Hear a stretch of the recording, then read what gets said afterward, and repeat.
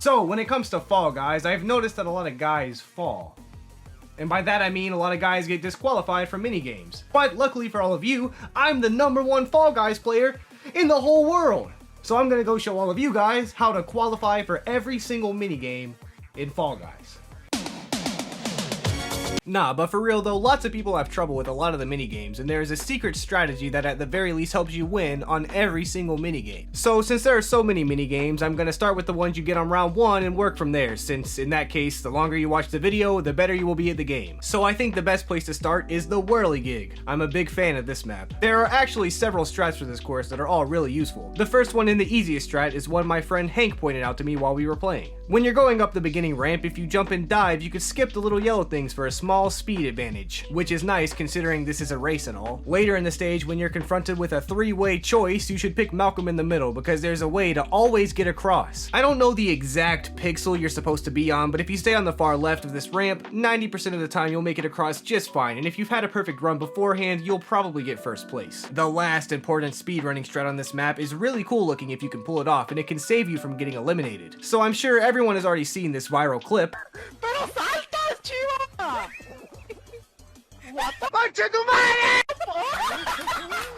But in case you haven't, there it was. So the way to make sure your character gets launched like this instead of into the abyss below was once again pointed out to me by my friend Hank. Follow him on Twitter for Fall Guys tips and tricks. And he said that if you stand on the edge of the purple on the circle, then you get launched through to the end and everyone around you reports you for hacking. Which is great. One of the minigames people have the most problems with though is the seesaw game. There isn't some secret to winning this game because sometimes you just can't avoid the stupidity of others. For the most part, if you're in the front when the game starts, you can secure yourself first place or at the very least guarantee a qualify just by getting ahead of the pack. Also, just always assume someone is going to jump and tilt the seesaw over because if you're not ready for it, you'll just lose. The main thing to keep in mind is to try to stay ahead of the pack in the beginning because that's the easiest way to guarantee a qualification in the first few seconds. Dizzy heights should be a guaranteed win as long as you don't mess up yourself. Of course, you just gotta jump and follow the arrows, really. The only tip I can think of is sometimes you can sneak past these balls and pass people that way. Also, there's a jump right here that you have to make or else you'll probably lose, and you can grab people right as they jump if you want and they'll probably fall to their demise. Hit Parade is the last obstacle course-like level you can play in round 1, and there are a couple of tricks. The first bit is pretty self-explanatory, just don't fall off and keep ahead of the pack. But once you get to the gate, some people don't know you can go around when it shuts.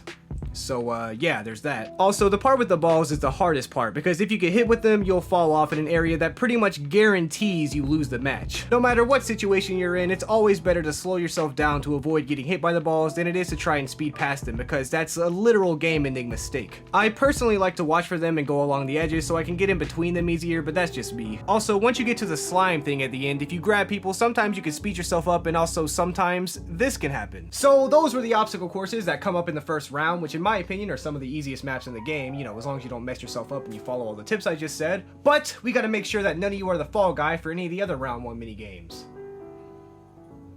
Like that guy. So the last 2 round 1 games are DoorDash and Gate Crash, 2 games whose names I think should be swapped. In DoorDash, you crash through these things and hope it's not a wall, and in Gate Crash, you dash through the open paths that are changing due to the gates going up and down. So there is a strat to both of these actually. In DoorDash, the strat is just to stay around second place and never run into any of the doors yourself. That's it. If you do that and stay towards the front while waiting to see where the next door is, then you'll qualify every single time. In Gate Crash, number 1, don't do this. Are you kidding me? What? Are you kidding me? Dude, this is a kid's game. Oh my god. It never works. It's faster to just wait for the door to go down than it is to do that every single time. The easiest thing to do is just not commit to a door, I guess, and go into the one that's open.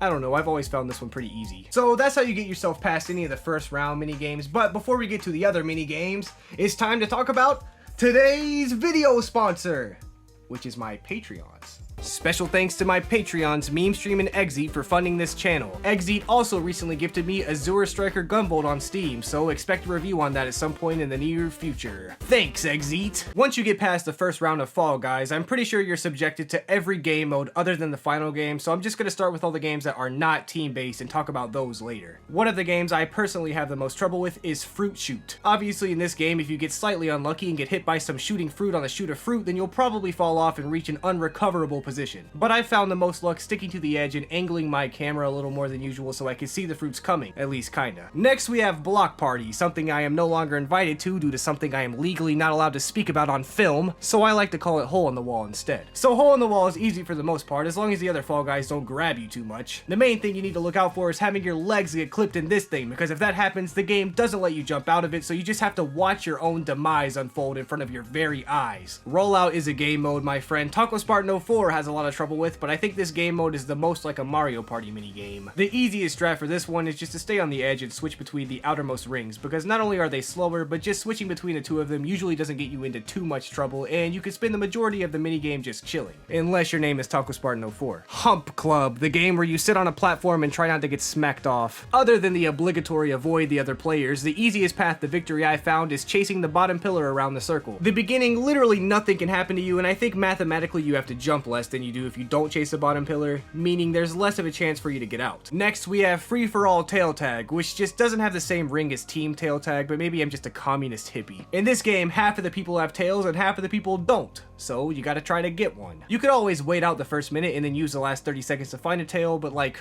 why? Just get one and run around these purple things and no one will ever get you. Also, if you're looking for a tail, don't just chase one person until time runs out, that's how you lose. If you run around the map looking for someone with a tail, one will probably just fall right in front of you within a few seconds anyway, so just be patient. One of my favorite maps you usually get later is Slime Climb. Surprisingly, this map actually has a lot of shortcuts. There's one in the beginning here, one here, and you can skip this small part right here. One tip I think is really important though is if someone is trying to grief you, whether it be on these beams or at the end, just dive over them because that usually gets you past them in one piece. The last game you can get that isn't a team game or a final game mode is the memory game, which sucks. The trick here is if you don't want to memorize anything, just follow people and hope they aren't juking you out. So other than team games and the finale modes, that's how you get past every single Fall Guys minigame. So hopefully none of you have to look at that eliminated screen anymore, am I right?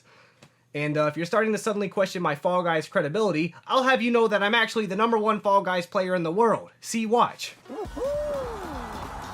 Yeah, see? That proves it, right? So Hoarders and Egg Scrambled are not only both F-tier games, but also both have the same strategy, which is get at least 1 or 2 competent players on defense and try to take out whoever is in last place. If you could do that, you win the game easy peasy. In Team Tail Tag, you just sit there until the last few seconds and then grab a tail and you'll be fine. But some other tips are, for some reason, people don't know how to get past these hammers most of the time. And you could also probably seek refuge with a few tail holders from other teams and bunch up somewhere the tailless won't be able to find you, because that works surprisingly too much. Hoopsie Daisy is one I don't like because it's RNG. There are no real tips. I guess you can grab people and stop them from jumping in hoops, but like, that's it. Just jump in the hoops, Dumbo, play the game. Infected from Halo Reach made its form into the game of Fall Guys in the form of Jinx. The only tip I have is if someone is infected on your team and there's someone from the other team near you, you can grab them and wait for your teammate to infect them for you. Just be sure you get out of there before you also get infected. In Rock and Roll, you basically just have to have a competent team. Like seriously, just push the ball, please! A lot of times people will try to block your ball at the end, but if your entire team is in the vicinity, you could usually overpower whoever's trying to rock block you and get first place. Lastly, we have Fall Ball, or football in Europe. In this game, if you can just get 1 competent goalie and 1 competent striker,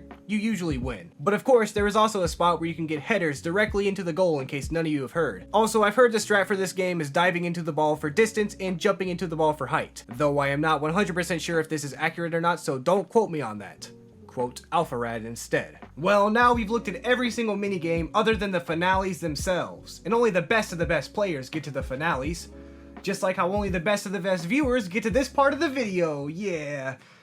If you're still watching, you get 1 cool point that you can redeem somehow. There are only 4 finale modes, but somehow these are the 4 most fun modes in the game. Well, other than tail tag. In tail tag, the best strategy is just camping out whoever has the tail until closer to the end, so you don't have to keep it as long. And of course, if the person with the tail leaves your game, the best way to win is just have really good RNG, because that's what determines if you win or not. Jump Showdown is just like the other minigame where you're dodging beams until there's 1 person left. The difference is, in this game, the platforms fall. Again, other than the obvious disclaimer of look out for falling guys hitting you, there isn't really too much much strategy in this game. You can dive between the two beams if they become in sync like this, which is good to know considering all the guys who fall into that. And there used to be a glitch where you could hang off the edge, but that's patched now. Fall Mountain is a very infamous course due to the amount of frustrating cheese that comes from this level. Unfortunately, other than sticking to the left and angling your camera view to give you an advantage, there aren't really any tips or ways to guarantee a win. But do keep in mind that regardless of what Fall Guys Twitter says, you do indeed have to grab the crown or else you will bounce off. If we can't trust Fall Guys Twitter, who can we trust in the world? Anyway, Hexagonal Heckin' Heaven is my favorite game along with most other people. There are a few strategies you can use, but there's no secret way to win, sadly. Of course, at the beginning, you could jump on these tiles used to spawn people in for a short-term advantage, and if you jump instead of run, you could utilize the hexagons for longer. But another strategy I've seen used successfully a couple times is going all the way to the bottom as quick as possible and just clearing out the center. When people fall later, they fall to their demise as you hop along the edge that you left for yourself. It's a risky strat for sure, but it does work from time to time, so it's worth a shot. Some more quick tips for this game mode is try not to dive if possible, try to cut people off whenever you can, and sometimes you can kill people by grabbing them at the right time. But other than that, everyone is on their own for this minigame, which is why I think so many people like it so much. Well, there you go everyone, that's how you qualify for every single minigame in Fall Guys, or at the very least maximize your chances of qualifying.